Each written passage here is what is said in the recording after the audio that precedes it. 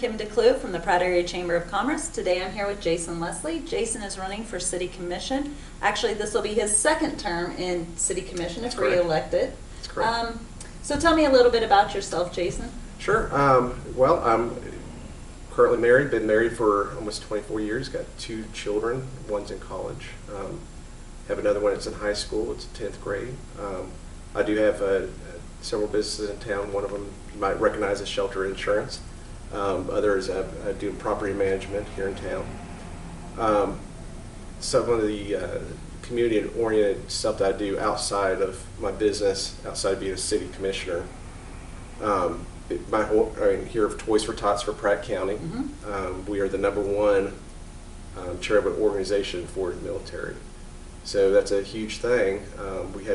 Every year that we have Toys for Tots, we're increasing not only what we receive donations and monetary plus our toys significantly every year. So it's been a huge success for our families. We've helped over 400 children this year. Oh, wow. And so every year it's been consistent like that. And I know Toys for Tots, I see you out in the community all the time with Toys for Tots. Yep. You're at Christmas in the Park, you guys do your own events. Correct. And I was even at the Armory when you had set up for Yep. Toys for Tots, and it is amazing, Correct. the things that you guys do for the kids of our community. Yeah. So Well, thank you for that. Thank you. Well, it's hard work. From October through the end of the year, every weekend I give up my weekends for Toys for Tots, basically. So it's something I feel strong that the community here supported my business really well, has supported me, and I've had a passion for this anyways. I'm a Marine Corps veteran. I'm also served in the United States Army National Guard. So I'm a veteran. And so seeing that I got to work with the Marine Corps Tots when I was in the Marines and saw the benefits of that. So it was a passion of mine, but something I felt that I needed to give back to the community. And we thoroughly enjoy it. It's hard work. We go from the first of the year all the way through the end of the year planning. Right? But at the end of the year, we have a very successful campaign. And seeing the smile on the kids' face has got to make it all worth it for you. So. It does. And the parents too. And the parents too. We have a lot of parents come through and end up tearing up and crying and thanking us for giving them Christmas. So we do that because from our hearts, we really enjoy helping these families out. So as far as and then also something else. Out of the Toys for Tots, got to know the fire department really well. So out of that, back last year, end of last year, I made a decision to join the fire department here. And so it's been a challenge, being almost 46-year-old. Right. It reminds me of our Marine Corps days, but so there's a lot of hard work involved in that. But it's well worth it. I mean, there's a great group of people there. Chief Kramer does an excellent job. His officers do an excellent job there. It's something I really want to be a part of, and not just show up and be actually one of them. So it's been a great learning experience. I have a lot to learn. When I show up there, all my other hats that I operate within the city come off and leave at the door. I'm not a business owner, I'm not a city commissioner, I'm not a Toys for Tots guy when I walk through those doors.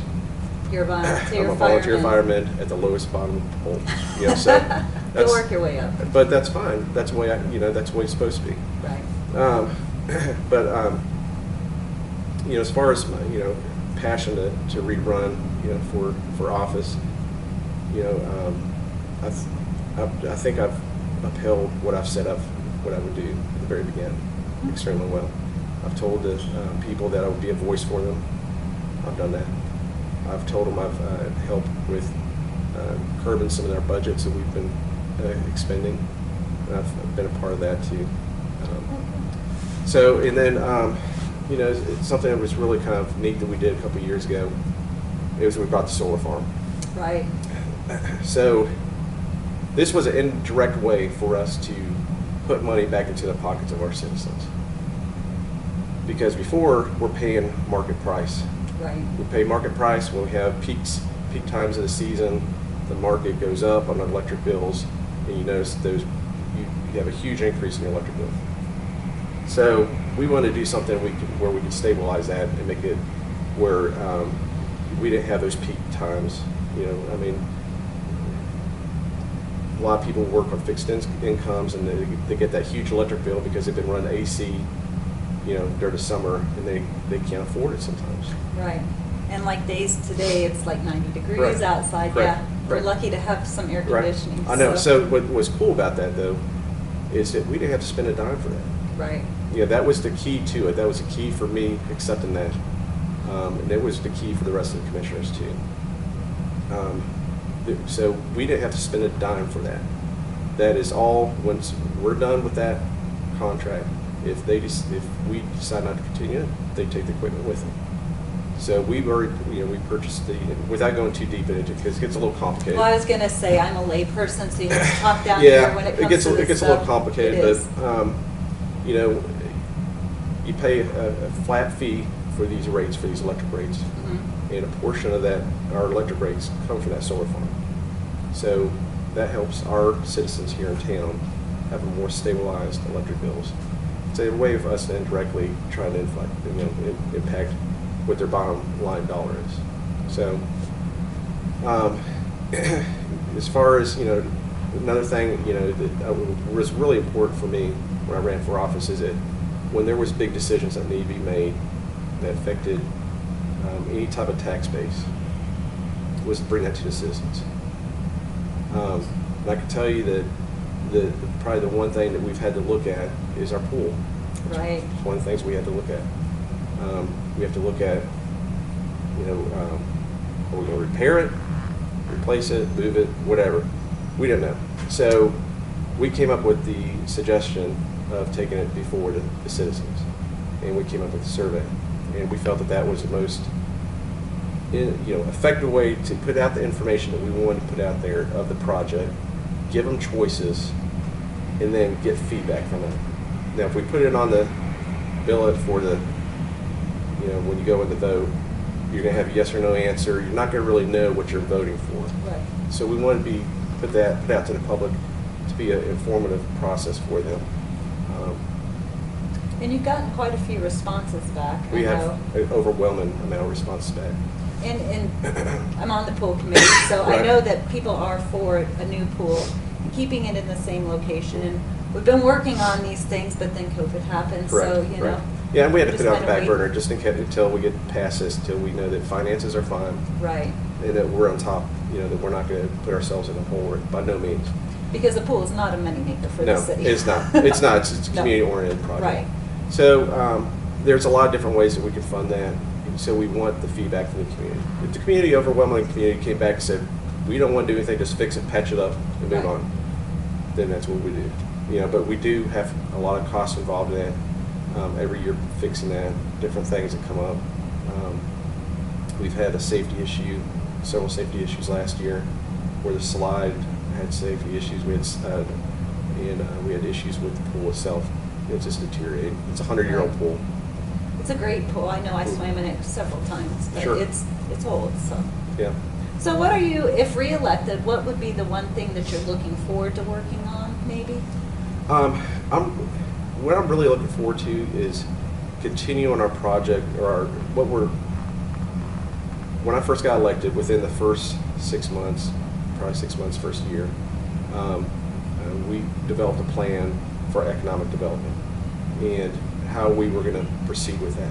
We have been working diligently towards that goal. We've been pushing everything. If you see, we're starting to get some attention. We're getting something pretty soon. Right? That's going to be pretty exciting. Pretty cool. Yeah. So a lot of it's stuff that if you're not educated on it, you don't really know how these things affect where the business comes to Pratt and why they come to Pratt. And so when we had this plan developed through outside contract, we became more informative of the process of what needs to be done. We've been working diligently on that. Yeah. So I'm looking forward to continuing that work, is what I'm really looking forward to. And so, Awesome. you know, the future 3 years, seeing those, you know, what we've done come to head, you know. Right. You know, something indirectly that just the water line going out to the airport, that's huge. It's very huge, so. Yeah, it's a it's something that we had to do. I mean, it came to a time that we needed to do something on it. We couldn't wait anymore because of the toxic levels there. Right. But it could have come in perfect timing with our plan. Right. So, you know, getting business out there to the airport, that'd be a great thing. And having fresh water line going out to there versus contaminated water that's toxic, that they can't consume. Not potable. Yeah, not potable water. I mean, that's huge, though, for our airport authority out there. In attracting businesses and that Absolutely. kind of stuff. Absolutely. So, yeah. So, what do you think would be the biggest challenge if reelected? You know, a lot of things. I mean, what I kind of look at is what's ahead of, you know, right, what's in front of me, and you know, the whole Corona thing that we just went through, that we're still going through, is still of concern. I want to make sure that we get past this and that we can continue growing and grow.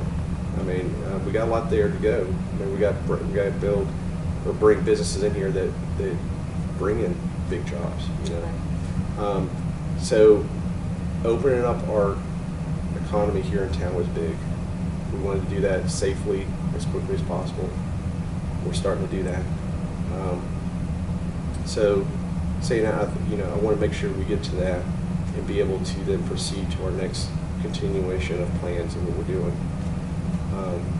And you know, our country's at a little civil distress right now. I want to make sure that we get past, you know, this, that we can grow out of that. There's got to be a silver lining in it all somewhere, right? Yeah, absolutely. So it's just working together to find that silver lining for everybody. So, well, thank you for your time today. Is there anything else that you need the voters to know when it comes to voting? Well, one thing I'd like to point out too, I mean, I like to see in our businesses in town, especially like our down Main Street, down our main thoroughfare, we have buildings get refilled and repurposed. I think that's very important to, you know, because we don't want deteriorated buildings, because they end up sitting there and become an eyesore, and then they become a problem. It just doesn't look good for even businesses coming into town. Right. So I like seeing businesses coming in and taking an old building or taking one that's on sale and repurposing it. You know, I've done this. I'm doing the same thing myself. I purchased a house that was deteriorating on 400, and I'm rehabilitating it, redoing it, renovating it, and making it into a new office. Awesome. So, you know, but that was an eyesore. You know? Right. So I practice what I say. Well, we're glad to have you as a city commission, and good luck in the election. Don't forget to vote. If you haven't registered to vote, you still have time. Get down to the courthouse or visit their website.